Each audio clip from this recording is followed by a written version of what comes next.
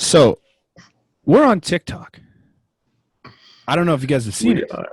We did all right. We're doing okay in our first little bit on TikTok. If you haven't seen us yet, follow us there. It's fun. But one of What's the the name of the funniest TikTok things. card? Oh, Quick. it's the BnB podcast. All one word. Right. The BnB podcast. Third Fun, time now. Brant said it. one of the funniest things in my lifetime that I've seen on that app came from the video I posted that we will get to later. There was a comment on it that called Brandon the white Snoop Dogg. I still laugh every time I see the damn because I've never noticed. I would love a little more in depth. I want to know. I'm flattered, I think. Because if you know Brandon, it's not all that inaccurate. But like when I look at you, my first thought wasn't white Snoop Dogg. But when you're watching the video, absolutely, it's white Snoop Dogg. So thank you to whoever commented that. I loved every second of it. Welcome back to the podcast. We're here again, as always, on Fridays because this is what we do, and we have fun with it. There's a shit ton of news we got to get through. We might as well start with the biggest one of the week. Tiger Woods was in a one-car, I guess you can't call it a collision, but accident, we'll call it, that totaled the hell out of his car, and for a while there, it did not look pretty for Tiger Woods. And if you saw the crash, it didn't look like Tiger Woods should have made it out of there, and they've mentioned that. But fortunately, Tiger Woods is, by all accounts, he's okay. He went through surgery for his legs. He's got a lot of rehab to do, and he's got more surgeries to do, most likely. But he is alive, and he is well in health, we'll call it. And he made it out of there. So big. I mean, a lot of people have brought it up, and I think it's an interesting conversation to have here. Do you think this is the end of Tiger Woods' golf career? I don't think it's, I guess, the end of the career. I think it's the end of the competitive career for him. Okay. To be competitive in this style of game now, people, players are hitting longer. Players are able to, as much as he's a really great irons player, you need a lot of leg motion and you got to have something rotation to No, you're right. He also doesn't have the benefit of time, being 45 and having already gone through a career. His 2019 Masters was great because it was vintage Tiger, because he'd been there, done that, and he knew where to go, and he knew that day, this is where I've had success, and this is what I'm going to do again. Yep. Absolutely, yeah, and he showed us that, right? But it wasn't like he came back and was this great hitter, and it's truly unfortunate because he was still able to hang around, and he was still able to be. He's still been competitive in a few major tournaments. I don't know. This is. If there's anyone that was ever going to come back from this and be a damn good golfer afterwards, it's Tiger Woods, because that guy treats his body like a goddamn temple. And I think what he can do physically, he would be able to come back from this rehab if he wants to. I don't know if he's at a stage in his life where he's thinking, I want to go back and be a pro golfer, because what does he have left to prove, really, right? It's a big mental game too, right? Yeah. And that's you're going to constantly be thinking about it, like the entire time. And a lot of golf is your lower body rotation, and for him, like that legs and is it his right leg or I don't or know. I don't actually fully know the situation. I don't know if they've actually reported it. I could be wrong, but I don't know if it is. If where it is on the leg matters too. Like if it's in your shins, I don't think it's as big a deal. Like if you just busted up the bottom half of his leg, that's recoverable. But if you start getting closer to the hips and like is the femur the bigger one, whatever it is, the bone in your thighs, then you're running into trouble, because those are that's a lot of your support and a lot of your rotation. And if you have to start fusing stuff in there, you're going to run into problems. He's already had back issues. He's already had knee issues, if I'm not mistaken. And like those are two things that are going to start hurting in that car crash. Like especially your back, you get that jarred around a little bit. That could be something that flares up. And I think that could affect his mental game, as you said, because you're always thinking about it now, right? It's tough. But golf is a game you can play till the day you die. Oh, I don't think that he's gonna lose his competitive edge. Like if anything, it's gonna fire him up, right? I agree with what you're saying. Like he's definitely one of those people who can get that extra gear and push himself to do something incredible. And we've seen it, but it's you're right. What more does he have to prove? And he can start, a new chapter with this and just take it for what it is, and be lucky that he walked away with it. Right, that's a notoriously bad stretch of road apparently, and apparently in where he crashed there's been many accidents, and it's like well known as being dangerous, and it's a one car accident that he walked away weird. from. So it's wild because when you heard it at first, it was like, oh, one car, nothing else, no skid marks, just flew right off the road or whatever it was.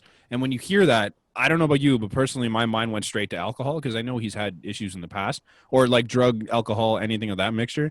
And they said they found nothing in the report so far. So, I mean, I would be really interested to see what happened and just like how you end up in the state where that car was at. It could have been speed, it could have been distraction. There's a lot of elements, right? It could have just been, it could have been anything for sure, right? And we're never going to know, so we're going to have to take it. Out even if it. No, absolutely. Like this is what we're going to have to take it for. It's crazy. The story, and But on the other hand, this could very well be something that Tiger covers up just because he's Tiger Woods. So, I mean, I feel like it's even if there was something involved, you don't want to sewer the man like that. It's a tough situation because of those past experiences, right? Because of the past that he brings with him. Yeah, this isn't even the first thing he's been in with a car. I mean, the other one was a little enticed, but he did put his car into a tree not that many years ago. I mean, like, this is just thing. It's scary to see. I'm glad he's okay. I mean, that's a guy you don't want to lose, especially because he has, I believe it's 2 kids, right? He's a son and a daughter, if I'm not mistaken. Right. And Charlie seems like he's going to be something special on the tour himself. You don't want to see him grow up without a dad. So, and that's that could be part of his next chapter. Yep. I think that you give way for Charlie to show what he's got. Yeah. For sure. I think that could play into his decision on whether or not he wants to continue his PGA career. Because, like I said, he's done everything he needs to do. Even if he wins a bunch of tournaments from here on out, it doesn't really affect his legacy, win or lose. Like, Tiger is what Tiger was already, and we're just happy to be watching Tiger Woods golf. So I think if you're just kind of looking at it now, if you're Tiger Woods, you know what, you've done it. You want to raise your kid. You want to see Charlie become the next Tiger Woods. I think that's really cool for him. And I don't blame him for it. I think I wouldn't count him out yet, but it's definitely a possibility that he could be done. Yeah, no, wishing him well in his recovery, though. Yeah, for sure. Like, the golf thing's on the back burner, realistically. Like, the bottom line is he made it out of there fine by all accounts, apart from his legs, and he's gonna walk again, which is something that you wouldn't expect. The guy that one of the police officers on scene literally said, it's one of the crashes you look at that you're shocked that someone made it out of there alive. And the fact that he did, it's huge, and it's good news on a shit situation. Now, we have a lot of hockey to talk.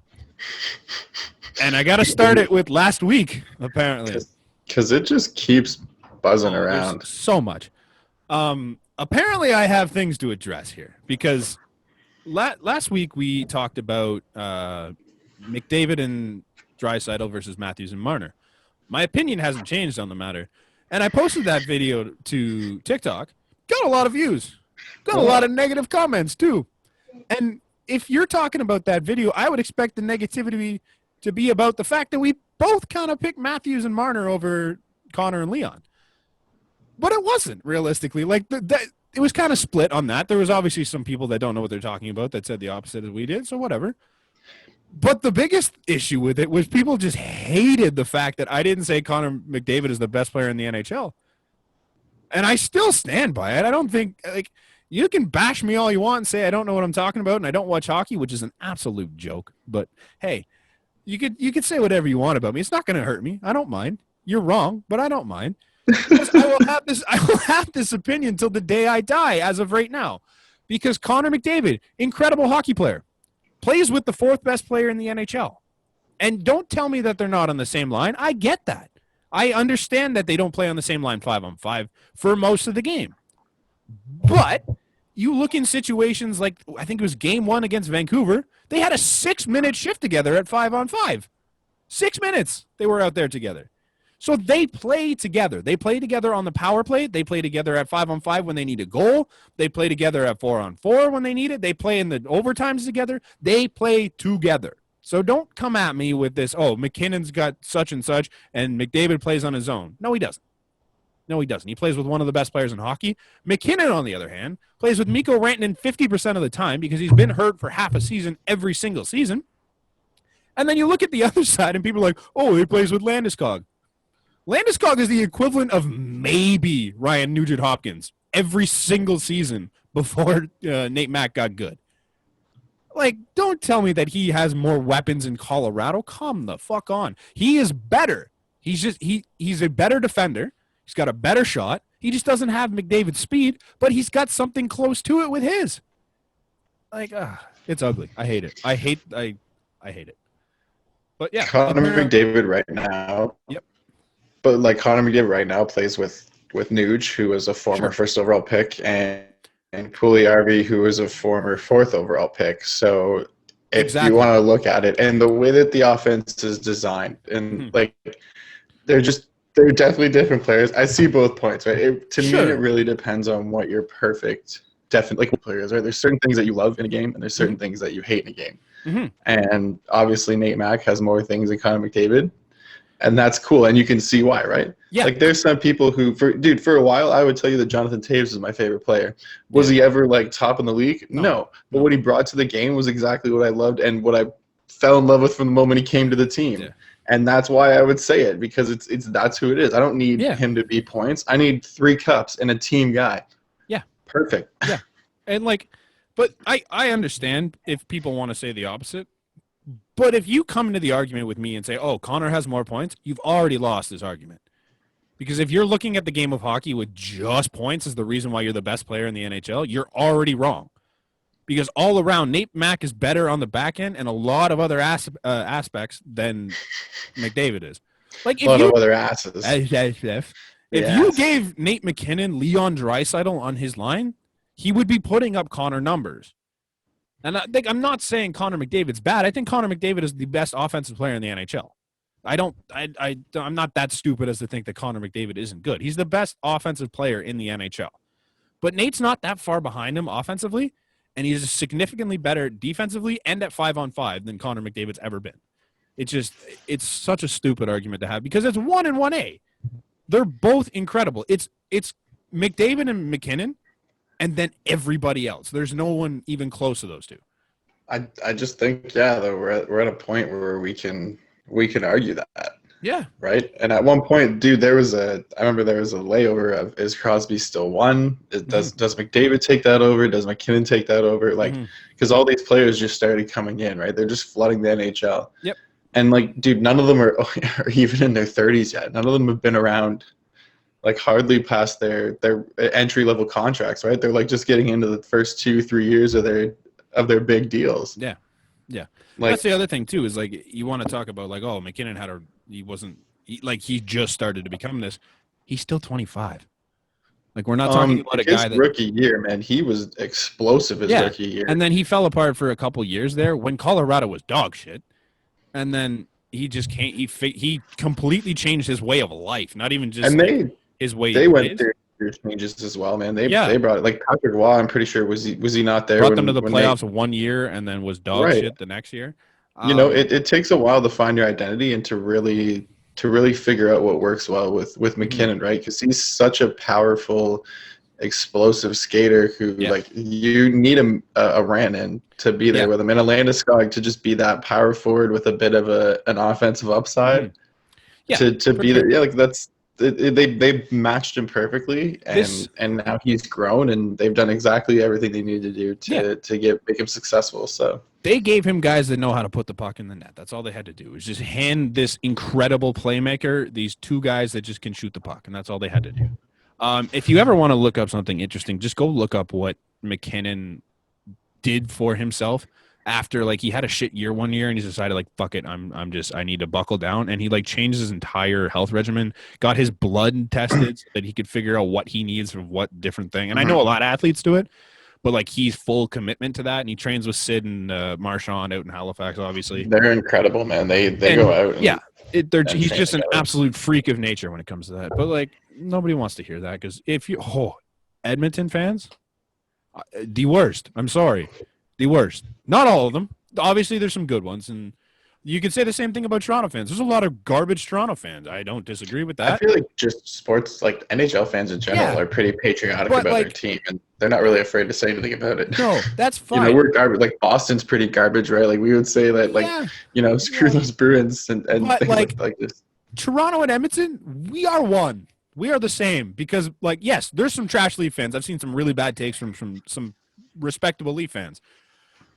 But if you ever say anything negative about either McDavid or Draisaitl, you have just insulted a god if to these Edmonton fans. Because, man, I put that on there, and all of a sudden I was just getting, ripped apart for these takes that weren't even that – they weren't that bad. You know what, though? That's what we love about this. Oh, and that's what we're here for. We appreciate that. I love being Keep it coming because Bond's got more. This is not even the end of it. That's not even the worst take I've ever had. I think that's reasonable, especially if you deep dive into it. It's a reasonable thing. Yeah. I can pull up the numbers, but it's no fun. It's just easy. Absolutely. Yeah, so that's fun. Keep hitting me with your takes. Yeah.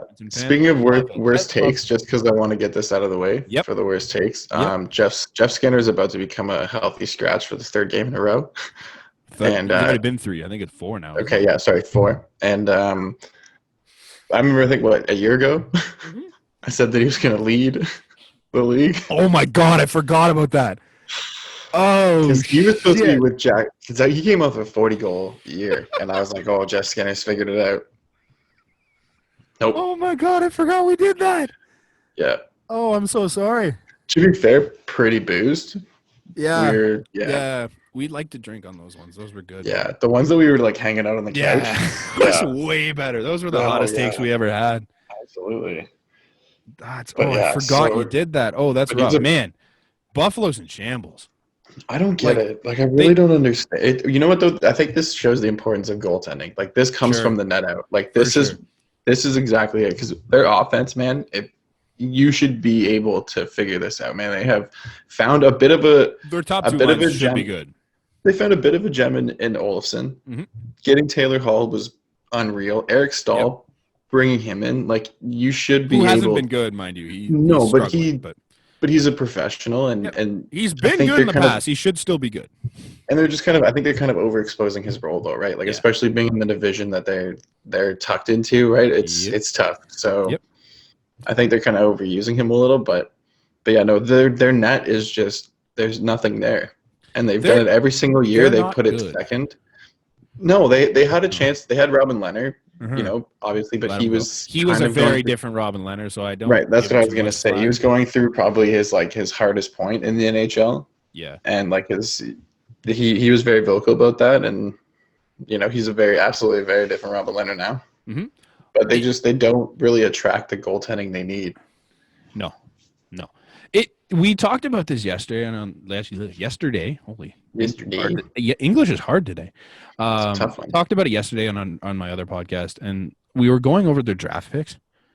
It's not pretty from what they've done in the past since 2012. Like 2012, they drafted Grigorenko and Gergenson's round 1 and 2. They're both gone, aren't they? Or unless Gergenson's might still be there. He's got Grigorenko's gone either way. They get Ristolainen, Zadorov, Comfer. Who else is in there? Cal Peterson. All in 2013. They're only holding on to Ristolainen still. Yeah, he's been who is okay. They got him 8th overall. I'm pretty sure there were some names behind him too that they should have went with. 2014 they get Sam Reinhart. He's been fine. Not good. Respectable career. He's okay. They also got Brendan Lemieux in the 2nd round, who's a gritty son of a bitch who they let go of. Obviously, they get Jack Eichel in the round 1 of 2015, and that worked out. But they got absolutely nothing else in that draft. Alex Nylander with their 8th overall pick in 2016, and he's gone. Cliff Blue's in there. He's gone. They traded him to Chicago for Yoki Haru, yeah. Yoki Haru should be good, but I don't know. You just can't be good on that team. They got a lot of European defensemen, Yeah, dude, all of their drafts all ends with the NEN or SON. Right. All of them. Right. They get Casey Middlestat the next year. Obviously, he hasn't been very good. They miss on so many draft picks, and the ones that are okay, they get rid of. Like realistically, I mean, all the names. Is Casey Middlestat still there? I believe so. I thought he was in Pittsburgh or something. I could have been wrong. You might be right. I think they coming to think of it. I think. Yeah, like that's what I mean. He's not even on the team anymore. No, like they miss on a lot. He's still in those Sabres apparently. He's in the AHL. Okay, well I was wrong. Okay, that's fine. He got placed on waivers, I think, and I think that was the one thing. But yeah, they just miss on a lot. Crazy. But like, he's 22 years old. Yeah, it's nuts. It's nuts. No, there's talk of the fact that they may look into trading Jack Eichel. If he wants out, I guess you have no choice. No, you can't though. No, you can't win a Jack Eichel trade. No, there's no scenario that I'm looking at that Buffalo can make a trade and win a Jack Eichel trade. Like there were players in the past, like Erik Karlsson's a good example, Mark Stone's a good example. You could win those trades because at least Erik Karlsson is kind of in the middle of his career and he's going to sign an absolute ticket at that point, and you can't afford that ticket, so you can recoup assets and be like, yeah, it's fine. We weren't going to pay him $10.5 million anyways, which is cool. And who'd they not like? Did they not get a lot of players for that too? Like I'm trying to think of who they have on their active. I didn't like the trade at the time, but they ended up getting Brandstrom was one of them. I think they ended up getting that was the Mark Stone deal. I think they got Brandstrom. Okay, but they got like DeMello and then the Sharks' first round pick in last year. The season that just happened, and they ended up getting the second and fourth overall picks where they got Stützle and Sanderson. So I think the Sharks pick ended up being Sanderson. Yeah, because I think they got second. Mm-hmm. So I mean, that's a good trade in hindsight. And remember, Ottawa, everybody was scared because they had traded away, their first round pick to Colorado for Matt Duchene, and that didn't work out at all. No, and they ended up being the fourth overall pick. And then they kept that one to get the fourth overall pick, and it ended up the next year. Yeah, I think. No, it was Bowen. No, sorry. Like Ottawa hung on to the one because they had the choice between the two. They hung on to the one where they were fourth. Yeah, they picked the check. You're right. Yeah, which was weird to me, but whatever, it stands. However, we're talking about a trade where it was Erik Karlsson at what, 29, 30, something like that. We're talking about a Jack Eichel that is 24 years old, still under contract for 5 years, I think. You're not winning that trade no matter who you get. Like you're gonna need like 3 firsts, a prospect, and a player in order to make that Jack Eichel deal worth it. It's gonna need to be like a Gretzky type deal where you sell everything for him. Like you need a player now, a player tomorrow, and 3 players for the next 5 years. Because like I don't see any other team doing it for starters. I don't know if there's any team that is desperate enough that they're going to get rid of the entire farm system and some draft picks and players for a Jack Eichel. And if you don't get that, it's just not worth it. But hey, they seem to want to do it. If they want to be a dumpster fire, that's fine. We're going to be in the division next year anyways. Why would you want to commit to another teardown, right? Like we've watched them go through high pick after high pick where they drafted Rasmus Dahlin, they drafted first overall, they drafted Jack Eichel at first overall. Like they've had top 10 picks for how many years? And so that was the other thing. Since 2012, actually we'll go back to 2011. So they got Joel Armia in 2011 at 16th overall, right? So they drafted 16th, 12th, and 14th next year, 8th and 16th the year after that, 2nd, 8th, 1st, 7th, and 8th. All over since 2011. 10 years. In the past 10 years, they've been that bad, and they're still bad. They're terrible. They're absolutely terrible. I'm not denying that, but you've signed Jack Eichel to the contract of we're going for it. We're going to go for it in this time span. We're going to build around you. I know. And then 2 years into his deal, you're going to trade him? There's really 3 years. You don't have a lot of options. At this point, if you're going to commit, you need to commit to a full rebuild and dump anyone not named Rasmus Dahlin. If Eichel wants out, you dump anyone not named Rasmus Dahlin. Because Dahlin's still young enough that he can be not your centerpiece, but a damn good piece on that team. Yeah, but it takes a while to blossom on defense, and he was young. Yeah, when he started there, so still young. I mean, you're gonna try. You need to get back a bunch of firsts for Eichel. But that's the thing, though, is that they're all still young, and they're also learning together. So why can't you just kind of make moves to then go out and get goalies they kind of are. They're not incredibly old, you know? I mean, they're not like they have pieces that aren't incredibly old, but like as a team, it's not ideal. And No, like, dude, like Victor Olofsson, Jack Eichel, sure, and Olofsson, Rasmus Dahlin.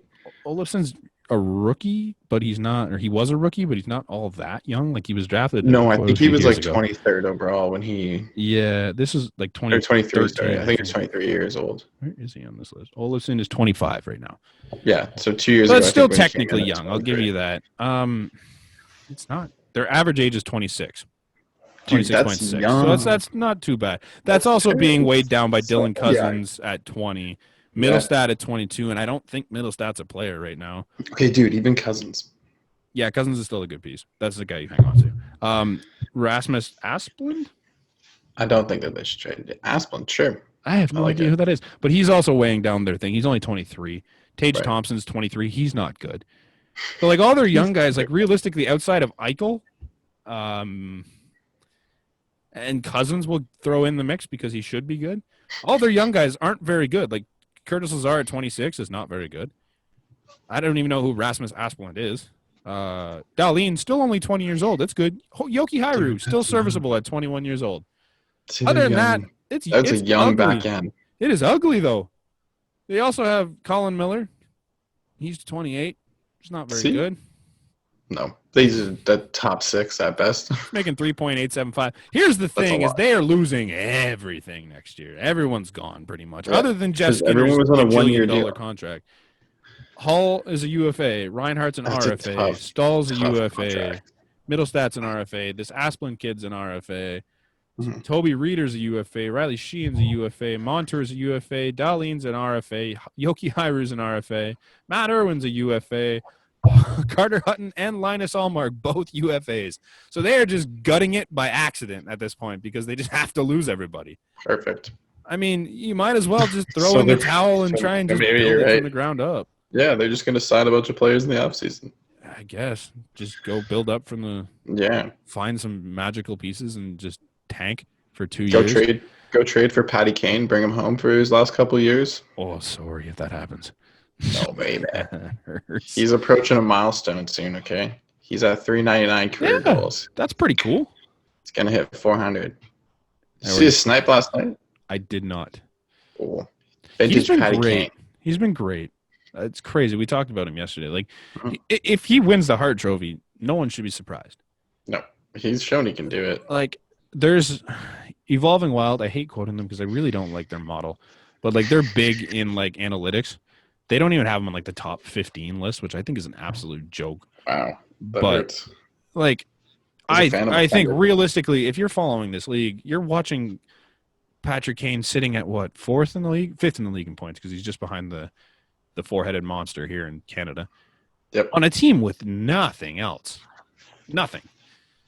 All due respect to you, there's not much on that team that I have faith in. Not that I'm convinced is like a playoff pushing team. Like I didn't. Hey, don't get me wrong. Right now they're great. They're doing really well right now. They're doing exactly what the Leafs are doing, and they're taking advantage of their division. You know, they're being well coached by their young. Yeah, your brother's twin. Yeah. He just does some. I don't get it, or unless he's just letting them play. Like I don't understand these games, man. I watched the highlights, and Malcolm Subban just stood on his head for that shutout. Like just. Saved shots he shouldn't have saved. Line hit the post like 18 times. You know, it sounded like an opera in there. Somehow find a way to win. It's weird. And Patrick Kane's a huge part of that. And I think if you're looking at the heart race, I know everyone's talking McDavid and Matthews. You know, Patty Kane's both are great. Patrick Kane's right there. And I if they make the playoffs, I don't see how you can't vote Patrick Kane. But hey, Kaner, some people are weird. Some people are strange. They won't do it. Where are we? Oh, let's get into the Atlantic Division, starting at Montreal because they're fun. Okay. Hold on. What Atlantic Division? The Atlantic as a whole. Oh, not currently this season, but the Atlantic as a whole are currently sitting in first. I think it's first, second. They were last time I checked. They were first, second, fourth, and fifth. The teams from the Atlantic in the NHL right now are currently sitting first, second, fourth, and fifth. Wow. And you wonder why the Leafs haven't had a ton of success. It's hilarious. It just blows my mind to see people bitch about, like, not even just the Leafs, like the Panthers too. The Panthers have had a hard run because, yeah, you're playing Boston and Tampa all the time, like 8 to 10 games a year. And it's going to be hard. And they end up playing them in the playoffs every year because the way it's set up is completely stupid. And you get matched up against damn good teams. Now that you get separated and you don't have to play these 4 teams, they're dominating all 4 teams. It's nuts. Yeah, they're just so well coached. And, the thing that the Panthers are still trying to find is the depth that Boston and Tampa continue to bring in every year, right? Like they bring in veterans, they bring in good, bottom line guys to help out with their top line, and that's it. Like Braden Point has completely taken over that starting center line, right? Like him and Kucherov look incredible together when they play together, and they lost Kuch and didn't miss a beat too. They're still crazy. Like how do you do that? How do you lose one of the best scorers, like one of the best pure scorers? 2 years ago, the guy won the Hart, right? And now he's not even in the lineup, and they don't look any different. It's crazy. Yeah, dude, Kuch's game, he's I love watching it. Yeah, it's nuts. You never know what he's gonna do. He's so shifty, unbelievable. Now there's one team in that division. Everyone had pegged as, I don't know what to call it. Some people said juggernaut. A lot of people said they're better than the Leafs. The website I just quoted in Evolving Wild said they should win the North. They suck right now. That's all I really have on that. They're not good. They don't score. They fired their goddamn coach. Because why, Brandon? Do I get to guess this team? Oh, you can guess. I think you already know. What is Montreal Canadiens? It is, Bob. Oh, yes. Awesome. Thanks. What the hell are you firing Claude Julien for? So everything that I've watched is, I guess, accurate. It's a money thing. Okay. And it's the fact that nobody spent more money than the Montreal Canadiens in the offseason. Right. They spent $102 million to bring in the team that they have. To bring in what? Okay, that is my question. Yeah, me. Anyways, made a lot of moves, but didn't bring shit in. And then they started out super hot, and that was the thing, was that they went so close, so hot, too close to the sun, as the story says, and just burned. Yeah, I think that is what killed Claude Julien, is the fact that everyone just decided they were going to play the best hockey they've ever played. And it made people think that they were actually this legitimate contender for a good 2-3 weeks. And now I think they're coming back down to reality because they're not playing the team. They're not playing Vancouver for starters. They played like 8 games against Vancouver, and they're just not as good as we thought they'd be. They're losing games to Ottawa. And so to say so are lots of teams, to be fair. Toronto lost to them. Calgary got shit pumped by them last night. But I said that about Ottawa. I said Ottawa could win a couple games because of their grittiness. They're going to steal some from you because they just don't feel that they're ever out of it. No, they're a pain in the ass to play against. You need to pump them full of goals so that they lose interest. Otherwise, they'll just keep grinding away to the very last whistle, They're not fun to play against. No. Ask Calgary. Jesus. I understand the Leafs loss was bad, but at least we were up 5-1 at some point. Dude, and only lost so bad that David Rittich went down the hallway. Oh, dude, what the actual hell? David Rittich, I'm. Oh my! Are you okay? I'm going to talk to you for a moment. I'm just going to talk to you for a moment. You're their only hope.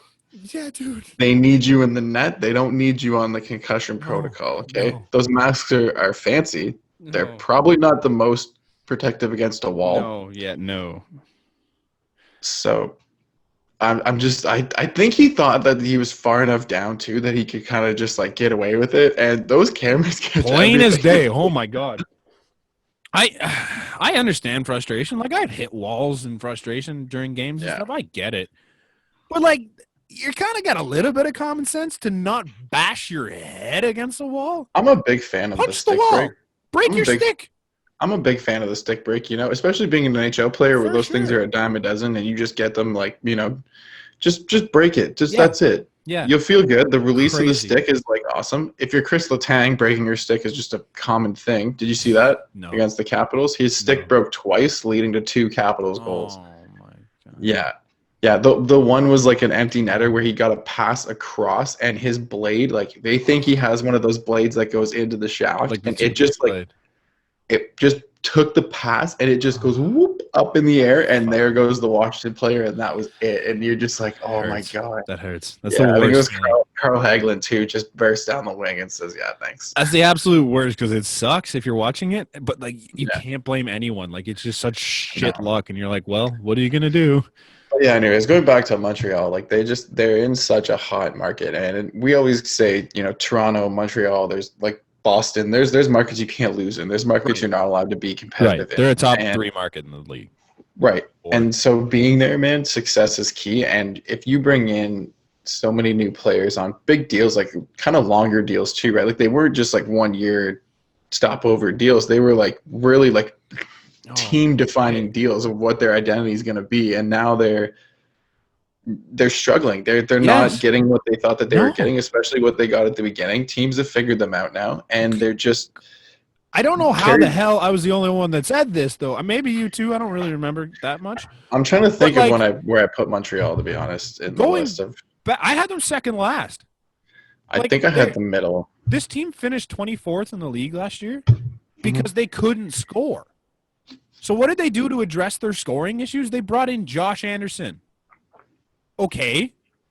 They trusted that Thomas Tatar was going to have the same season. They got rid of their third leading scorer in Max Domi to bring in a guy that does the exact same thing offensively.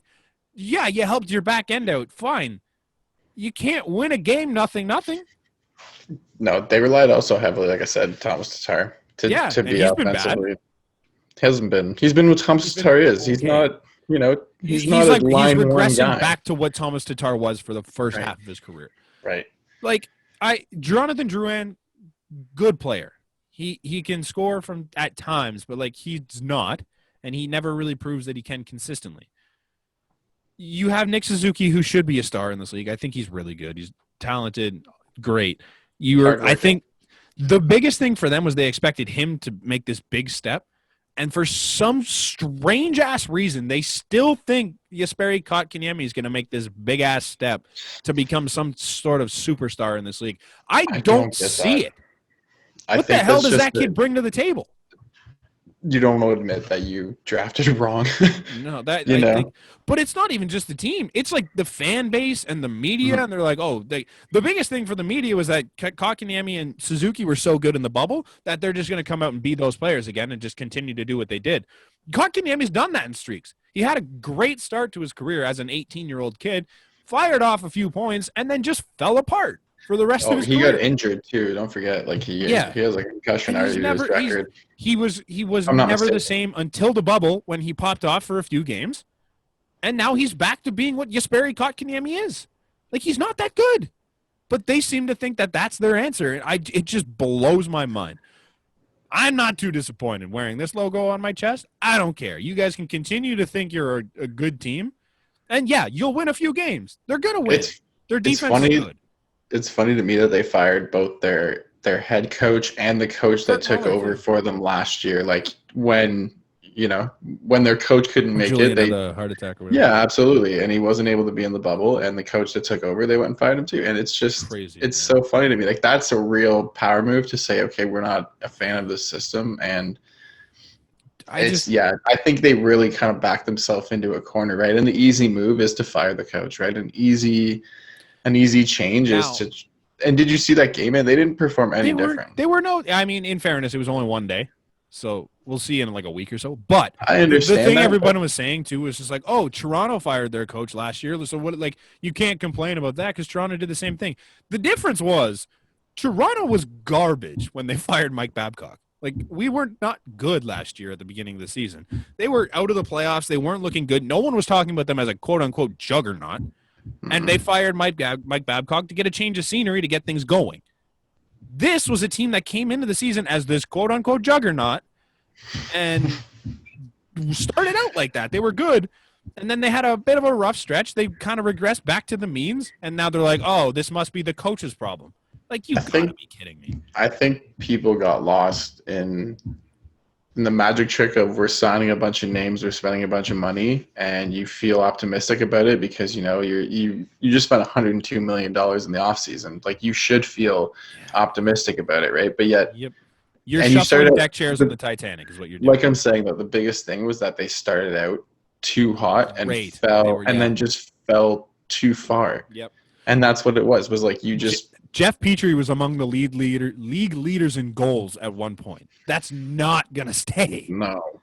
Like, yes, he scored a lot. He was also shooting like 30%. Like, that doesn't happen for a D-man. Like, come on. I don't understand the firing. Wait till the end of the year. See how your year goes. But don't pretend like this is the year that you guys are going to be a goddamn playoff team. There's 5 teams in this division that are better than you.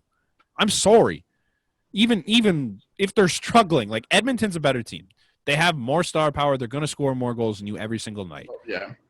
Winnipeg is just built different. Their defense sucks, but Hellebuck's doing enough to make them win. And their offense is great. They're just outscoring teams too. I think a big issue too is that Montreal's best player is in the net. So like when you need a goal, you can't. Their best player is the goaltender that's currently sitting on the bench. Because Carey Price has not been good. Right, but that's what I'm saying though, is that normally like you've invested your money in your team and in your best player being in the net, and now he's not even able to be in the net. No. And that's how bad it is, and that's you're not looking around. And you know what, man? Buffalo, go talk to Montreal. Hello. Yeah. They got Jake Allen for a reason. Yeah. Do we not see this kind of coming though if you're an NHL fan? Like, I understand Carey Price was at one time the best goalie in the NHL. I didn't admit it at the time because I hated it. But at one point in time, he's a Canadian. I don't hate him. I just hated the fact that Canadian. It's just that he played for Montreal. That's all it was. I'm mature enough now to admit it because back then I was like under 20, and I'm like, I'm a big fan. Fuck that guy. But now it's looking back, he was great. But since 2017, he's had one good year. Not a great year. He had a good year. But they've had bad teams. They've had like we said, teams that can't score, teams that can't help them out. They had the exact same team last year as they do this year. So what they're just getting pressured. Right. This is now. How old is Carey Price now? 33-year-old Carey Price. Goalies don't. They don't have the exact same team they did last year. Similar. They don't have the exact same team. Same build. Like it's same build. Same build different of team. Different names. Yeah, for sure. They shuffled deck chairs on the Titanic is what it was. Also, I'm confused at where all the money is. Like, did I miss something? Holy fuck! I don't know who they're paying. I know they got Josh Anderson. Yeah, and I'll look it up. Jake Allen, but Jake Allen wasn't that expensive. I don't believe. They extended Josh Anderson for a good chunk. Maybe they're talking like total money. $102 million total. I mean, Jake Allen made a good chunk of change. Did Brendan Gallagher get extended? I don't really know. Like, but that's the frustrating part, dude. You look at Vegas and you can go, "Oh, Alex Pietrangelo, big money." That's where the money went. That's where all the money went. Legitimately, all the money just went to this one player. They could be talking total because Anderson got signed for the rest of his life, essentially. Gallagher, his extension kicks in next year. Right, but he got a year. I think you're right. So yeah, he spent that. Brendan Gallagher, who hasn't been very good, signed for $6.5 million next year. I'm not sure what this team. So did you hear actually about their old coach too? Because they apparently Carey Price, Brendan Gallagher, a couple other like senior guys on the team met and went to Mark Bergevin and said, "Look, we need this guy out." Mm-hmm. And then he went. Yeah. Some French dude. I kind of remember. I love it how they just had to have French coaches like that. I love how that's a stipulation. It's just brutal. I feel like that handicaps them. Just pick the best guy available. Honestly, Ducharme is a really good coach, so I won't knock him. No doubt. But like, okay, Gerard Gallant's available. Yeah, shouldn't have been fired from Vegas. No. Almost won a cup with Vegas in his very first season with an awful team. Why not? Like, I mean, I'm fine with them keeping Ducharme, but like, he's now the best candidate available, in my opinion. Mm-hmm. Why don't you go give him a look, no matter what you're looking for? It doesn't make a lot of sense to me, but whatever. Congrats to Dominic Ducharme. Let's get to the team that truly matters. Yes, the team that you are repping, the team that you are just sitting in, and I can feel it just like oozing through the I mic. have You just have been been waiting. containing. I have so much to say. You know what it is? You've kind of been dipping your toe in there, and you're like, I'll get through the McDavid stuff, whatever. Let's ramble through that. Well, And then we I had to get through that.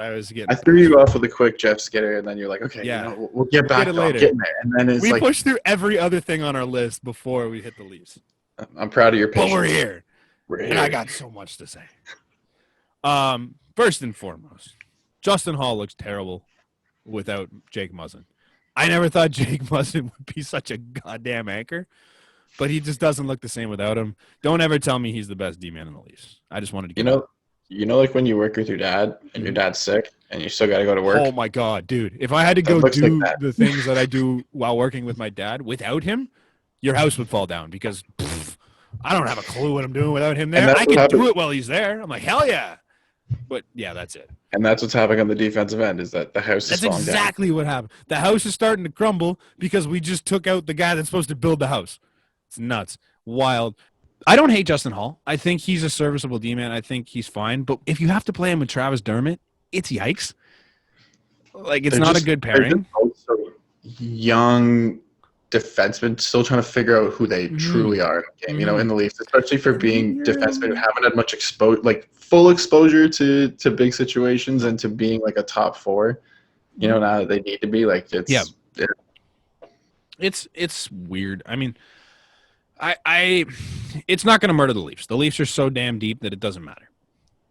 But it does kind of show you that, so damn Matthews, it's not going to matter. They're so damn awesome. Show you though that there are players on this team that if you lose them, you're not going to win in the playoffs. And apparently Jake Muzzin is that guy because your defense looks so different without him that it's kind of worrisome. Because they lost him last year too, and it hurts. Anyways, that's all I kind of wanted to say about Justin Hall. Now, I want to talk about the most polarizing figure in Maple Leafs history. Freddy Anderson. I knew it. We can talk about him after, but that's not where we're going. He's not the most polarizing figure. He's been polarizing lately. It's a little ridiculous. But we know who it is. Even if you sarcastically throw other answers at me. At one point, it was Jake Gardiner. And you know what? I get it. Some people don't like the fact that he turned the puck over a lot. Now, it's unequivocally. It is. I don't know why some people would like that. Like, it was only like sometimes. It wasn't even that much. He never even led the team in turnovers, to be fair. But it was the quality of the turnover. I know, I get it. He was really good at costing you a goal. I understand. But he was also so good at doing other things that, like, whatever. It's fine. I understood the Jake Gardiner stuff. Now, it is unequivocally William Nylander as the most polarizing figure in Maple Leafs history. I don't even think it's close. Because it's either you are his biggest fan or you think he should be on the Marlies at this point. There doesn't seem to be any in between. Do people still think that he carries that big contract hit? Like, are they unaware that his contract is like the cheapest of all four? It's so fine. It's the most average-ass contract for what he does. And, like, man, okay, here's the thing. I need to rant for about 10 minutes here. The biggest thing with William Nylander. I'm going to get a snack. I'll be right back. The biggest thing with William Nylander is that people call him soft, which, okay, I'll admit to you, he doesn't go hit guys. He doesn't play stupid physical the way Wayne Simmons does. That's fine. The kid is, like, 6 foot, 200 and something pounds. How in the God's name are you going to fucking call this kid soft? You can't knock him off the puck. The odds of you hanging on to the puck when he's anywhere near you are slim to none. And if any of the people that talk shit about how quote-unquote soft William Nylander is met that kid in the street, he would bend you into a fucking pretzel. Because he's 200 pounds of goddamn muscle, and everyone that chirps him is about yay big. Like, get out of your parents' goddamn basement and go see him. He'd fucking fold you in half. Don't tell me he's soft. He just doesn't hit because why? That's not Aren't you in your parents' basement? Yeah, but I don't talk shit about NHL players. I'm not out here telling you that I'm going to go kick the shit out of Dustin Byfuglien. Like, I'm not that dense. Like, holy shit. It's embarrassing, man. Like, I am fully I am currently living at home. That's fine. That's cool. But I don't talk shit about guys that are doing incredible things that are twice the size of me, no matter who you are. I can appreciate that. Like, what the actual fuck? William Nylander soft. Go watch him play. Like, you ever watch him lose a puck battle? No. That was incredible. Thank you for that. God, you're welcome. I thoroughly enjoyed that. Holy shit. Like, it blows my mind. It's like everyone's just running with this narrative like, oh, he floats, he's a perimeter player. What the actual fuck? Did you see him score that goal? Yeah, that sounds pretty goal. Have you ever seen him score a perimeter goal? No, he floats in the defensive end for sure. He's really high. That's literally his job as a winger. I don't know if that's a result of like him being ignorant or if that's a system result. You know, like if they want the quick breakout, then like he's just gonna float. And if that's what they're gonna give away is your winger up floating and not down in the middle of the ice. Typically, the thing for wingers to do is you cover the D-man. That's your spot. You're covering the D-man in case the pass goes back there, which he does a tremendous job of. The issue that you run into, so this is what I want to get to, is that Calgary goal. The issue you run into there is when other people blow coverage, and then he has to kind of adjust a little bit, and he's in the wrong spot, and it looks really bad. On that play, it starts with Pierre Engvall. He goes to the wrong guy. He goes to help Travis Dermott for some strange reason, because Travis Dermott's doing a lot of this and chopping his stick around and looking really like he has no idea what he's doing. He's dancing with the stick. Like, stuff. Yeah, it's not great. I didn't like what Travis Dermott was doing, so I guess Pierre didn't either, and he thought giraffe run over there, and he's going to try and help, and he just kind of floated around sitting there going, because there's nothing to do there. So because he leaves his guy goes to the corner and gets the pass. Now Justin Hall sees this, and instead of covering the other pass, Justin Hall decides, I got to go get the puck too, and he does an and skates into the corner for no reason, leaves the guy wide open in front of the net. Now, William Nylander is doing a great job covering the guy at the point. But now he has to cover Justin Hall's man because Justin Hall's in the corner and Pierre Engvall's in the corner, and both of them decided that guy in the front of the net doesn't matter. Now, does Willie have blame for the fact that he tried to lift his stick? Yes, absolutely. You should be poke-checking that puck. You shouldn't be trying to lift a stick in that situation. That's a bad play. But he is third in line for guys to blame on that play. Like, come on. But hey, I think if Nylander's listening to this, your defense attorney for all your plays, I'm right here. Is right here. He's pretty available weekends and evenings. It's not hard. It's really not hard. Just watch. I understand that Willie takes a lot of games off, and he struggled this year. I'm one of the biggest William Nylander fans there is. I have been since the kid got drafted by the Leafs. He takes games off, and I understand that. It's not a great thing to be, but you don't need William Nylander to be Austin Matthews. You need William Nylander to be William Nylander. Come out every few games when Austin's not doing all that great and score the OT winner to win you the game and score the game-tying goal to bring it to overtime. That's all he is. That's all you need him to be. You don't need him to have 200 hits a season. There's zero reason for him to do that. Keep him healthy. Nope. Don't get into it because what's the point? Nobody on that team is truly a big hitter, right? Like Wayne Simmons can throw his weight around and actually throwing a lot of hits this year, which is shocking. Okay, this year he's throwing. This is the first year, but he's not a big hitter though. He's not laying guys out. He's putting body to them. Absolutely, he's getting stats, but it's not it's not hits that you're walking away from going, oh my god, Matthews just destroyed that guy. He had one in the playoffs last year that was like that. Outside of that, nothing. But, like Jake Muzzin can do it from time to time, but he doesn't because he's a smart hockey player. I think Nylander showed his ability to take over a game late, like and to show poise that he's able to, if everybody else in the four of them is struggling, he's going to take over. Yep. And be able to get you that one goal, that 2 goal to give you the win, right? Especially in a game where Calgary scored first and you kind of feel raw because shots are like, 100-4. Mm-hmm. And that's it. Like they outshot Calgary so much that game. And it was like David Rich was they didn't even hit 20 shots until after overtime started. It was right. So like to get that win though, like that's a loss that I feel like the Leafs would normally have. And Calgary walks away butthurt because they literally had they had the game for so long, right? Yeah, they held on to it until it was an extra man and then a scramble in front. Right? Which and is Willy like just hulks it into the back of the net. Right. And then because you look he's 200 pounds. And then there's the argument, Zach Hyman, he's standing there. It's like, he's pushed in there. Like, what do you do? He doesn't make a movement to actually hit him. I thought it was weird that they didn't review it. Like, they didn't coaches challenge it. when you I don't think the refs should have reviewed it. It was fine. But when you look at it though, the Calgary defender pushes him in, and I think because of that, and Zach Hyman doesn't make a move to get out for sure, but he doesn't make a move to interfere with him. And if you look at the wording of the rules, but if you look at the wording of the rule, like he's pushed in, like he's pushed in by the defender, and he doesn't make a move to actually interfere. Like he doesn't make a move to get out, but he doesn't make an active move to interfere, and he lets the play happen. It also puts you in a weird spot because it's now a tie game. And if you get it wrong, penalty. You get the penalty. And if you get it right, you win the game right away. But you were hoping that your team is good enough to win in overtime, I think, which was a dumb idea against Toronto. You want the point. But at least you guarantee yourself a point by doing this. It's like, you know what, not risk it. Because with it was like a minute and a half left. If you give Toronto a power play, as bad as they were against Calgary, you can't keep playing with fire that many times. Can I say that's the dumbest rule? Yeah. To get a penalty. I don't care delay game. The delay game is not on. Why is the delay game on the coaches? They're challenging a play. How about somebody from Toronto figure out their shit before the play actually is ready to go? The refs put the mic on and boom, you're done. It's a 5-second thing. I hate it. It sucks, but I don't hate it only because when they didn't have it, guys were just throwing they would have thrown the challenge flag on that, no problem. But one it challenge. Takes so long.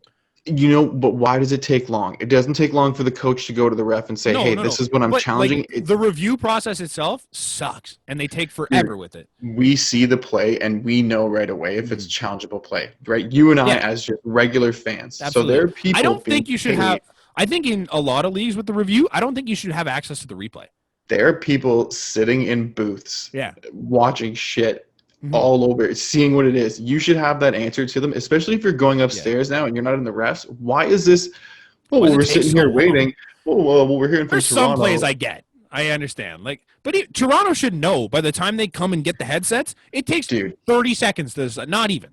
Close your eyes. Something happened. Close your eyes. Everybody put your hand up if you agree. Okay, there you go. Silent vote. Exactly. Let's go. We're gone. You know what the fans never going to know? That you did a dumb silent vote. You know what we're going to think? You had a critical think to this, and that was it. Exactly. You guys are just watching the game like we are. It's popular vote.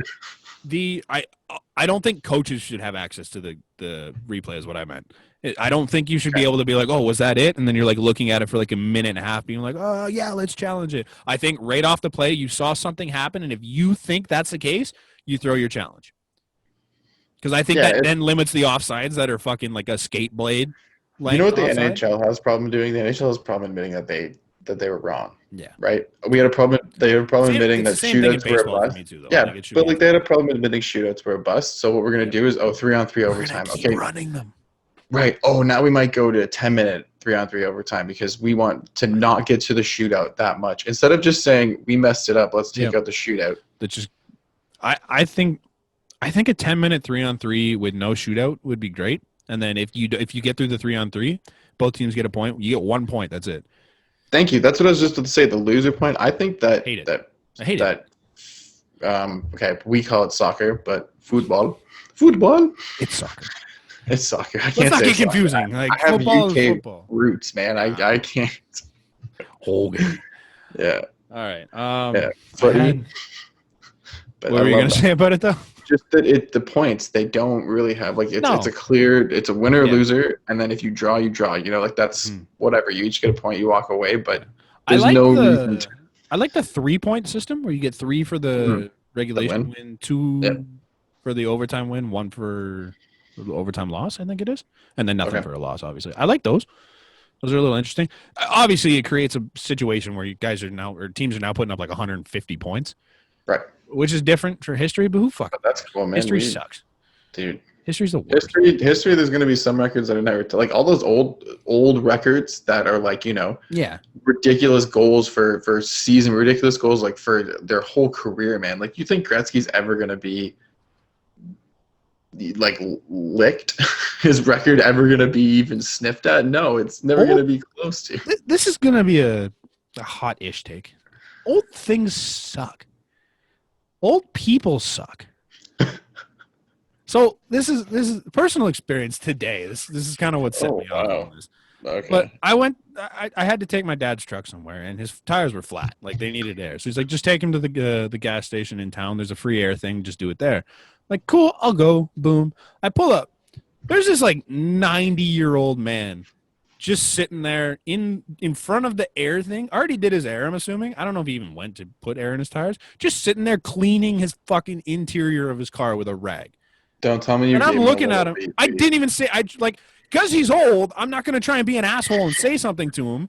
But I'm looking at him like, what are you doing? He looks at me and looks away and starts cleaning. And he looks at me again. 4 times this guy looks at me. I'm like, man, how entitled are you that you just think you own this spot? Like, just fucking move over there and clean your goddamn car. Just let me be here. Why is it that respect your elders is a thing anymore? Did you say anything? I didn't say anything because I don't want to be an asshole. And what ended up happening? What was the nothing? I waited for 25 minutes. It was ridiculous. You know what? You really earned that pump then, because your tires would have been even more deflated, and you just I was on the rims. It was fucking brutal. The tires are supposed to be at 40 psi. One was at 16. One was at 13. I had to call CAA to get me 12 feet. Couldn't reach it. And I got to tow 5 feet because I couldn't use my gold card. That was it. I'm down a toe. What is the purpose of respect your elders anymore? I think sometimes you just people, man. earn That's respect. Just people. I think you just earn respect. I don't think you just gain the respect because you're old. It used to be a thing. Don't get me wrong. Back when technology wasn't a thing and old people have been around for so long that they are the only people that know things most of the time. They were the wisest. I get it. You have so much more knowledge than I do. But at this point in life, you have less knowledge than the thing that this bad boy right here. I have more in this damn thing right here than you have ever gained. Also, that's us. Yeah, pretty cool. That's gross. Pretty cool. I have more knowledge in that thing than you will ever have in your life. So what do I have to respect about you? If you're a shit person, I'm not going to respect you. Donald Trump's a gajillion years old. I don't have to respect him. He's a terrible person. Like, if we keep running on this respect your elders bullshit, there's a reason the whole world is divided. You're so funny. Because 80% of the old people hate all this shit. Like, god damn, I hate it. Respect who deserves respect. That's my thought, bro. That's my rant on it. But it irked me. Brant's rant. Yeah, I got a few of them. I'm fired up. I love Fridays. This is so I love Fridays. Fridays are good for you. They fire you up. Everything out. It's great. It's good. Just a nice way to end the week. Where were we? I had one more thing to say on Nylander, but I forget what it was. Oh, that's what it was. If you're going to argue about William Nylander and you come to me and say he's a floater, your argument's already wrong because he just plays his position very well and does a great job of it. If you still think he floats at this point in his career, I can't have this conversation with you. You don't watch the game. If you think he's a perimeter player and that's your argument, you're not watching the game. I don't know what we're doing here. Like, just watch him play. Just go watch him and follow where he is and what he does outside of the play. Come back to me and then tell me what you think about him. Don't follow these same stupid narratives that the media play up and be like, oh, he's a floater. It's garbage. Where are we? What do we have left on the list? Do you want to talk about John Tavares? I think you wrote this in. I'm just like not sure if he kind of gets lost in the crowd and gets a lot of slack for being the oldest, for being the captain, for being, like I've even heard that him and Nylander don't look the absolute best on the line. And, they don't. The quick blame is to look at Nylander. But like, if you have a more experienced John Tavares, then I'm not sure. Like, I'm not saying that he's playing poorly by any means, clearly has 17 points, but over the past 5, like you're paying him 10, is it 10 million, 11 million? Like 11. Okay, so you're paying him $11 million, and he's not earning it. And he's not $11 million to me says point per game. Sorry to say, like that to me. An extent, like Mark Stone, I can see is one of those guys without actually having to put up a point per game. I think he is currently doing it, but like he's until then, he hasn't. Two-way player, man, and his goals. So you don't always have to be that point per game guy. I get that. And technically, I think John Tavares was up until like recently. But I think the thing is, like, if you can't, I don't know, he's been bad enough that you can't just strictly blame William Nylander for the struggles. Because John Tavares isn't good on his own. He wasn't good with Matthews and Marner when they tried that. He's just not doing very well lately. Last year, he had 60 points in 63 games, so it was a -7. Yeah. Like, I I understand. Like, to me, that doesn't. It hurts. I don't want 11 million in 60 points. He was actually a really good 5-on-5 scorer too, which is kind of worrisome. Right, and that really hurts you, right? Like that, and I feel like more of the, not the blame, but more of the attention should be on that as well. Like he gets a little bit of hate.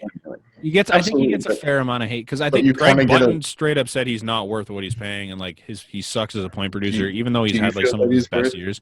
Okay, I don't. In the past 3 weeks, I don't think he's been worth the $11 million.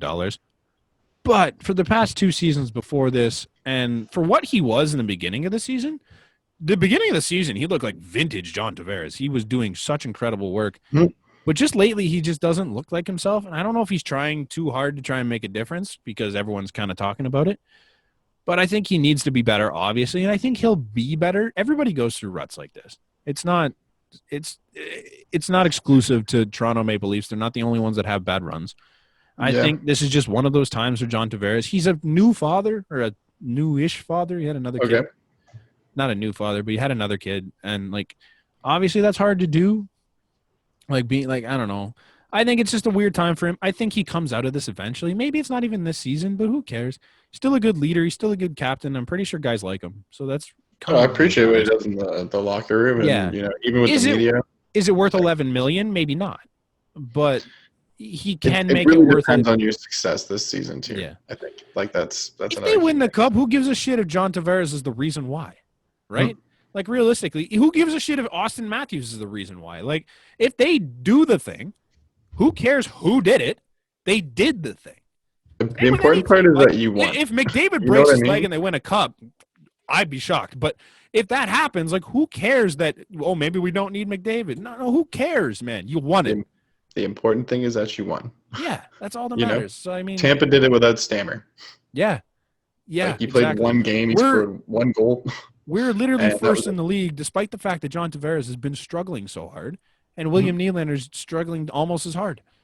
Mm-hmm. And, like, there's other guys that you can talk about too, but, like, it's just, who really cares if it's going well? When it goes bad, obviously you can kind of start pointing fingers, but as of right now, who fucking cares? They're doing well. Yeah, for sure.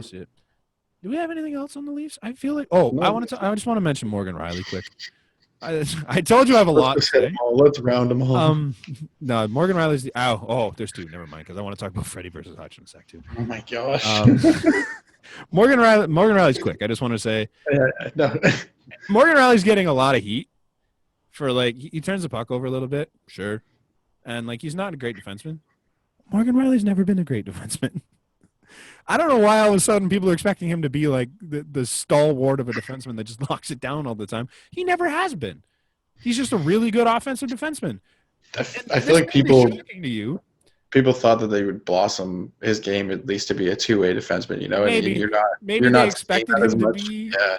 But, like, that's on you for expecting that because that's not what he's been. But they've kind of always paired him with, like, really good defensive defensemen. But don't get me wrong, man. Like, TJ Brody is great. Not. Their pairing is good.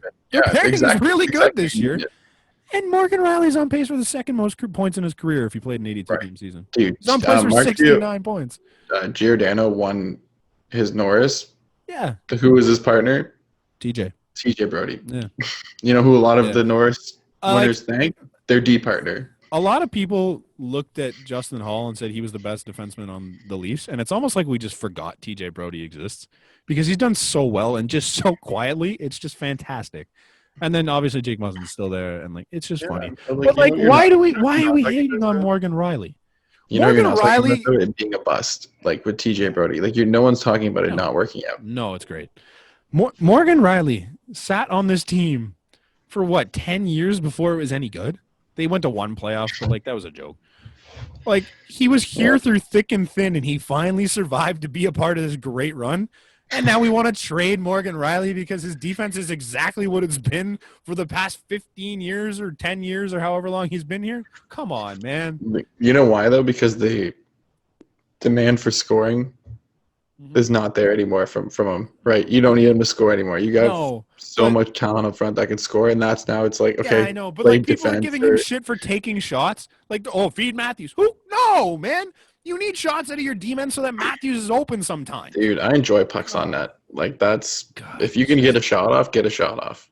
It's just I hate it. I hate All it right, so much. now all the way to the tendy. We've worked our way from the front. Wrap it up with this fun conversation. Freddie went down. The goaltending situation hasn't looked any worse. No. I still think Freddie's a better goalie. I think Hutch is just riding this incredible high. But I think I'm so happy for Michael Hutchinson. Because this is a guy that got ran out of Toronto last year because he wasn't good. He was terrible last year because the league wasn't good either. Then he had to be the starting goalie in a Colorado playoff run. Mm-hmm. Yeah. And then he comes here and you're just thrown into the fire because he was supposed to be the fourth string goalie here. And then he worked his way to the third. Now he's number one right now because Fred's out. I know, but he even now though they're saying that he's gonna be the third, probably a second until Jack Campbell. Yeah. Why would you rush Jack Campbell he was now? Sitting. Yeah. Hutch is fine. Hutch is like a 920 goaltender right now because he's gone out there and done his job. Is Hutch fantastic? No. God, no. Does he look pretty in the net? No. No, God, no. Is Hutch good enough to be your backup goalie? I would say yes right now. Yeah, absolutely. You need to ride goalies' hot streaks, man. That's what the NHL has shown is that you just go with the goalie that's hot and that's it. And if he can come in and you have a 3 goalie rotation where it's Freddie's in when he's in, and if he's hurt, you're going to have injuries. You're going to have, I feel confident having Jack Campbell and Michael Hutchinson behind Frederick Anderson right now. And that's not something I would have said last year. But if Freddie goes down, it doesn't hurt you so much right now. It's also incredibly hard to score from your end of the ice. And that's another thing that the Leafs have done really well, right? It's not Freddy Anderson getting 50 shots anymore, 40 shots. It's like 20 they're clamping it down on their goalies, shots, right? Yeah. And they're really harmless looking shots for the most part, right? Yeah. They're not a lot of high danger chances. It's just the defense is better and it's making a lot Michael of them are at the look like a good goalie. Yeah. I agree. I mean, I want Freddie back. Don't kid yourself. I think he's a great goalie. I would like to see Fred. I feel a lot more confident in the Leafs with Freddie in that than I do with Hutch, but Hutch is fine. Mm-hmm. Speaking of Freddies, we're going to get off of hockey. We're going to skip baseball for a sec. Fred VanVleet didn't make the All-Star team, and I think that was really the only one that had a chance out of Toronto. Are you surprised? I'm not. Me neither. Because, when I think of times that Raptors were voted in, it's very little. Yeah. Right? There was very limited times. I think the year that it was in Toronto that they had DeMar and Kyle voted in. But after that, I think last year Pascal got in, or was he a starter? So he got voted in, absolutely. So Pascal. So that's kind of to have consistent, Lowry, whenever he would make All-Star games, he was a reserve because the NBA would say, dude, you're in. We think that you're an All-Star, right? And this year, there's not really anyone on the team that I'm looking at. They're good. The team is good right now, but they don't have the superstar that goes out and is the All-Star. They're just a good team. This is also a too much talent on one. So Brooklyn's got three stars that are in All-Star games all the time, right? And then you look over, there's Philly, who's got 2 All-Stars right there. Yeah. There's Boston, who's got Jason Tatum. Yeah, it's so tough. There's the Heat, so who are many talented guys in this league. Even the Bucks, Fred specifically, there's 6 other guards that are arguably better than him statistically this year. And you're not going to have 8 guards in your All-Star game. No, and they don't have the record to support it. He doesn't have the consistency to support it. I understand he's having a good year. They had a terrible start is the thing. And they're being asked to take more shots. They're being asked to take different looks on the floor. Lowry's in, Lowry's out. They're big, they're small. They're trying to figure out who they are, right? And that's the thing about Nick Nurse's team is that they're so diverse, right? They're expected to be able to do a lot of different things really well. Mm-hmm. Yeah. And it's tough for Fred VanVleet to go from, third option, fourth option to now 1. The guy. He's done a good job at times, and I think he's a really talented player in this league. Yeah. But as of right now, he's not an All-Star, and this season he came on way too late to be considered an All-Star for this year. I think if you did it at the end of the year and they continue this run that they're on, then maybe you could consider Fred an All-Star.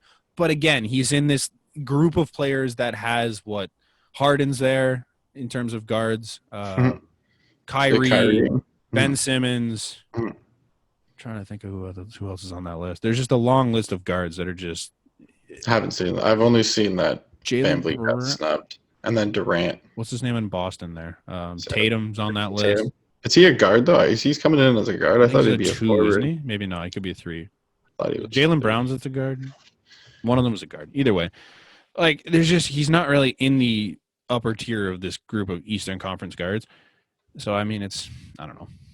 I'm not too shaken up about it.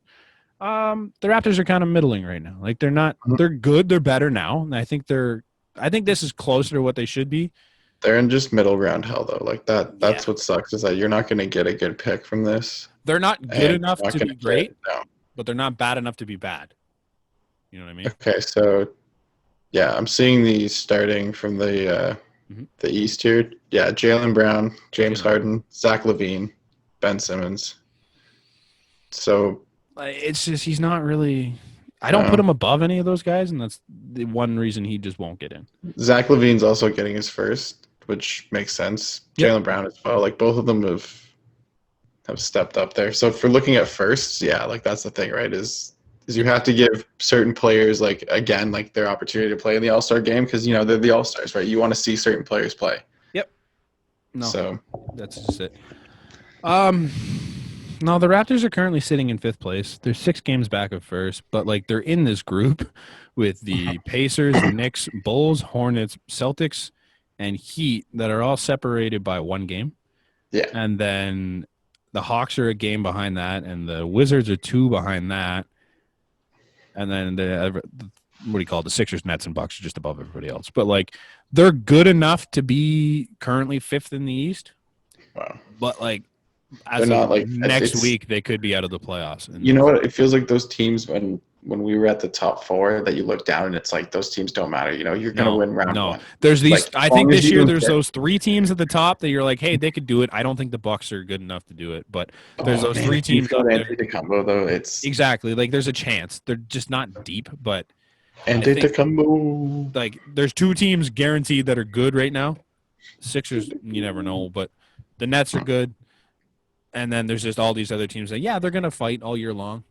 But I just don't see any of them being contenders. I don't know what's going on with Boston and Miami. They are not what they were last year.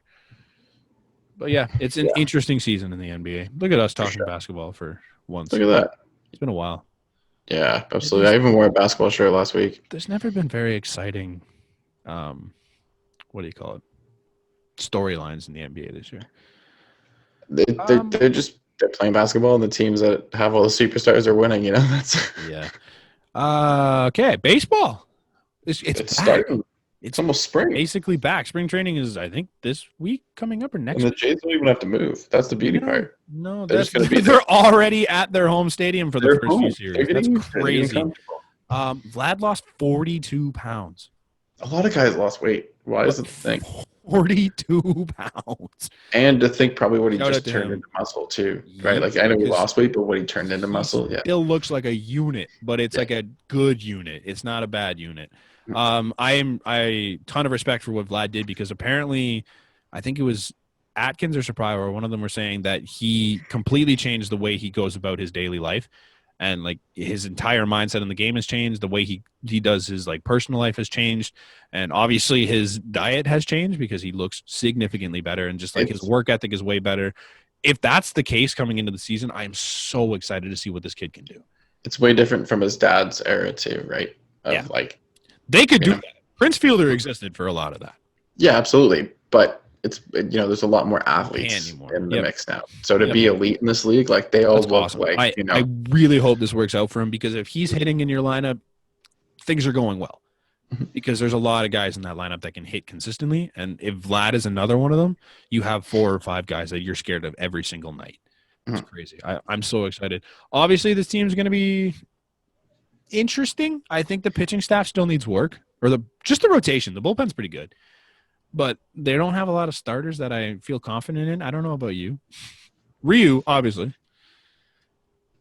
Yeah, it's very shaky for sure. We've mentioned that a bunch too, and they didn't really do anything, and they missed out on all the names they had. Obviously, they could still trade, but it's not looking great. They're going to score 1,000 runs. But the issue though is that I think you need pitching in this time because you're not at a major league stadium. Am I wrong? Like it's not like it's a minor league, but the dimensions are the same. Like it's still I know that they're the same, but I don't know. I feel like it's gonna weird. be it's different. It's gonna be. I'm real intrigued to see how this goes. You're kind of playing away games in a sense, whereas like you can make it your home as much as you can, but like you're still playing in an uncomfortable environment, and it's just different. Like nobody's really comfortable playing in Dunedin, home or away, and it's gonna be interesting. Obviously, I don't think that's going to be the full-time home. Like they're only there for the first, I think it's 3 or 4 series, and they haven't really announced anything further. But what they've done with that, I haven't seen the video. I've seen bits and pieces of it, but apparently what they've done with that facility is absolutely incredible. And like the entire training facility behind it is gorgeous, and just everything about it. Apparently, it's beautiful. Yeah. So nice. There's worse places to be. Yeah, it's nice. Who knows? Could spark the Rogers Center. Yeah. Who do you think is winning the World Series? Way too early prediction. Who do you think? Obviously the Jays. You got to vote for your hometown boys. No. Honestly. Hey, I think they could come out of the AL. I think they need pitching help. I think you're wrong on that, but yeah, anyways. Okay. I just think their pitching's probably not good enough to do it. I'm going to say the Dodgers. Again, I think they're going to go back to back. I know it's easy to say, but when you get arguably the best pitcher available, I don't want to say the Dodgers. You get 3 arguable Cy Young candidates. If Clayton Kershaw decides I'm turning it on, you could. Then you never know. You never know. If he has a 1 year, if he says this is my last year, I'm throwing everything I got into it and just find something. Holy shit! Right? Yeah. They're a scary team. And what did they lose? What did they lose? They brought back Turner. Yeah, they lost nothing. Bellinger, if you're going to tell me Bellinger was terrible last year. If he comes back around, Corey Seager being healthy again, perfect. Mookie Betts, oh my goodness. Hey, like the team, it doesn't stop. You're right. And I agree with you. I know that I'm right. Yeah, I agree with you. It doesn't happen, but I agree with you.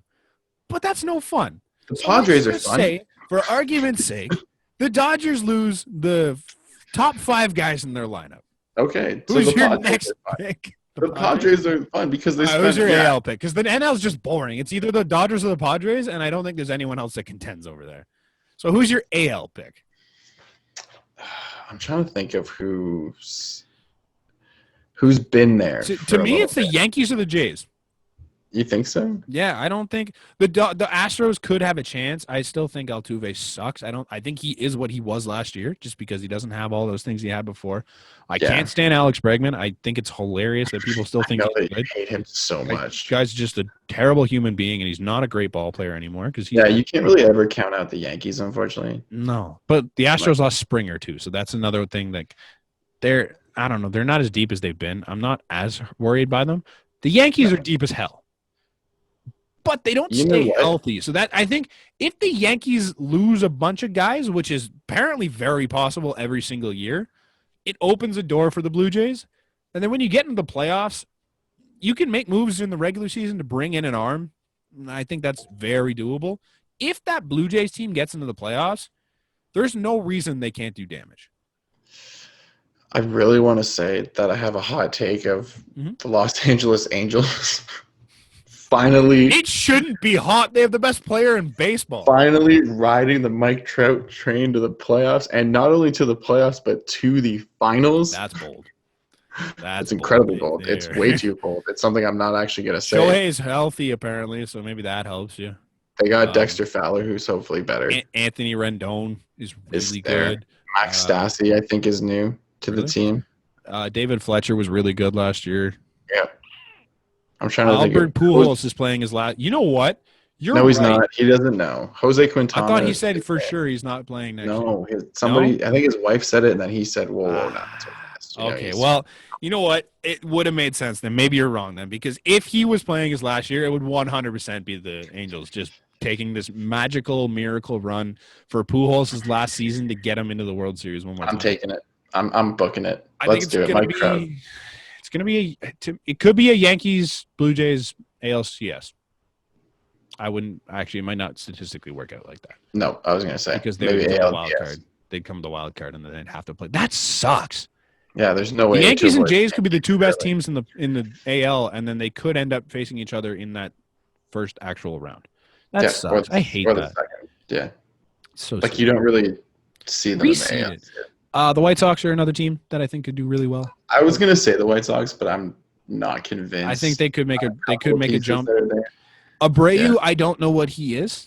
He had an incredible season last year, but I felt like Moncada should have been a lot better than he was too. Yeah, Luis Robert could take a stride. He was really good last year. I think he could. What's that pitcher that they have? Who's young? Oh my God, what the hell is? Starts with a G. And Giolito, Lucas Giolito. Thank you. Yeah, I was thinking Shane Bieber for some reason, and I'm like, he's on the Indians. Don't they have someone else in the pen too? They signed Hendricks. Yeah, they got Hendricks. So they have the best reliever in baseball. They could be good. I think they could make a run. I think your top three in the AL are looking like Toronto. Do they not still have Dallas Keuchel? Like what kind of run are you having here? That guy's going to be. Yeah, I don't know. I think they're a good enough team. I think they'll be all right. I don't think the A's are going to be as good this year. I don't think the Rays are going to be good. Period. I don't see that team lost a lot and got nothing. Dude, they keep running into this point where you just lose stuff. You just keep losing and losing and losing. I don't know what I'm saying. They're going to be great. Somehow that team has a terrible team almost every year and just finds a way to win. The other guy I was thinking of is Garrett Crochet for the Chicago. Oh, Crochet! Yo, he's huge. Yeah, that's what I mean. Yeah, no, you're right. I think they're going to be good. They're going to be really good. They're pretty deep. They have Grandal as their catcher. I forgot about Tim Anderson pimps balls. Yeah, dude. The White Sox are good. I think they're probably Eloy Jimenez, dude. Eloy Jimenez. Oh, how did we get there? Yeah, they're good. They're really good. Remember when we saw the White Sox? I forget who it was, and that dude. Oh, Avisail Garcia. Where literally the ball was still going up to the Budweiser sign. When it hit the Budweiser sign, it was on the way up. That was an absolute nuke. Up. Yeah, I forgot about that one. Cool. I think we're good. I think we're on the way. Yeah. All right. Do you want to try this new game? I don't have enough things prepared for it. Do you have some stuff? I've got 9 things prepared. Oh, perfect, because I had nothing. So you can host a little bit. But we have this new thing we want to try. We might do it bi-weekly on the other side of our Would You Rather games because we need something else to do. Welcome. Essentially, we're going to break down some style shit. Welcome to the hot seat for me, too, for hosting this, for coming in now. I feel like you do majority I can do the first one because I know what I want to talk about there. But I feel like we have the first thing written down as the same thing. I like the obvious thing. I like drip or drop. That's so funny. Okay. I think we should do that. I think that's probably okay. I love it. Okay, cool. I'm in on it. We're gonna call it drip or drop apparently because it's fun.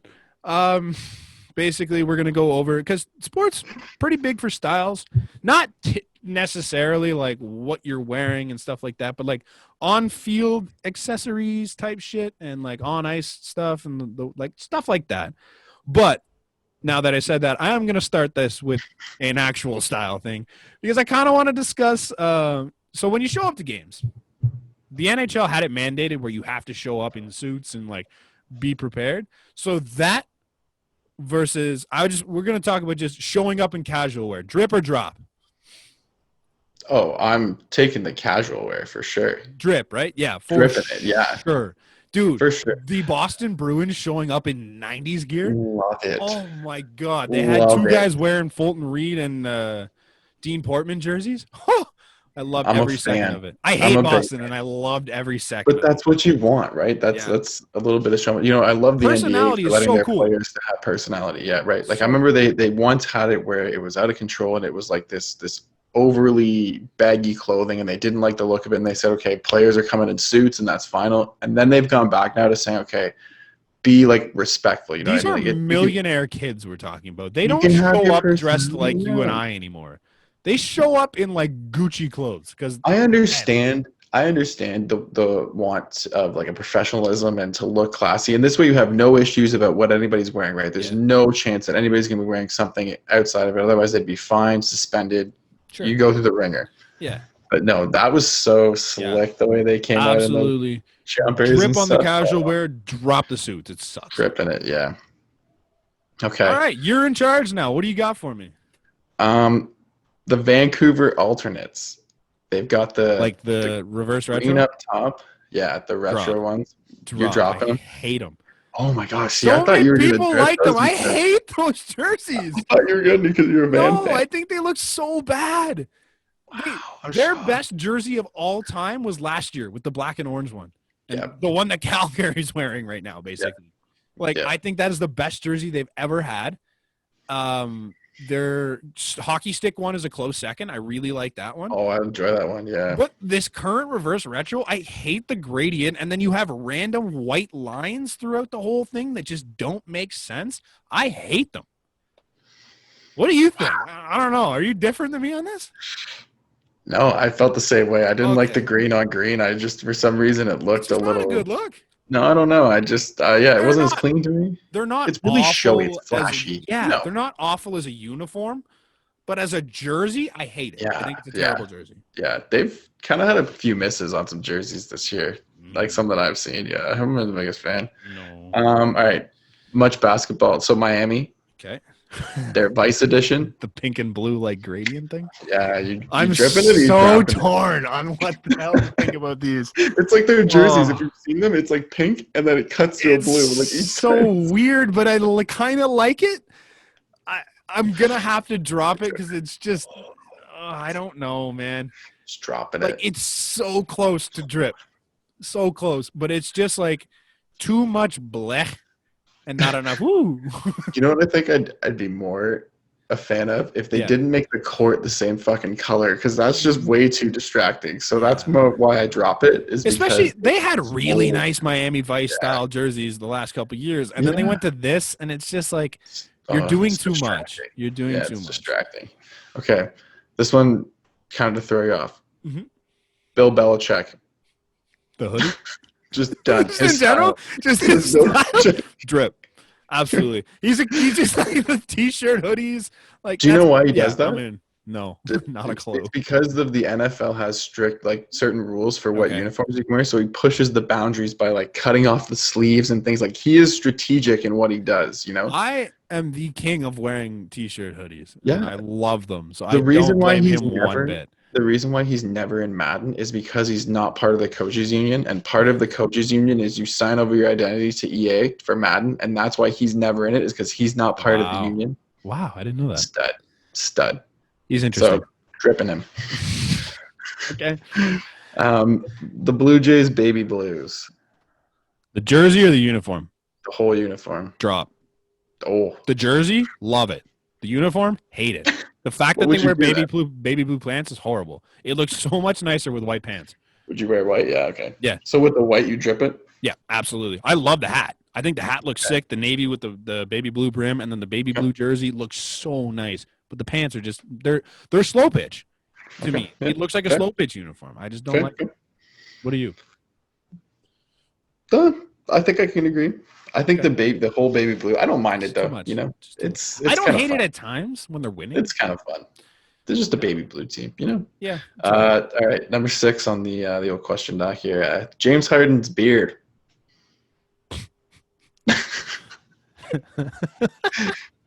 I think I'd get shot if I said drop. I don't think that's a take I'm allowed to have. I have some hot ones. I think it's stupid, but it's his I think thing. he looked better with the beard than when he came into the league without it. Yeah. I think it makes it I think his beard looks horrible, but it is his thing, so you have to keep it.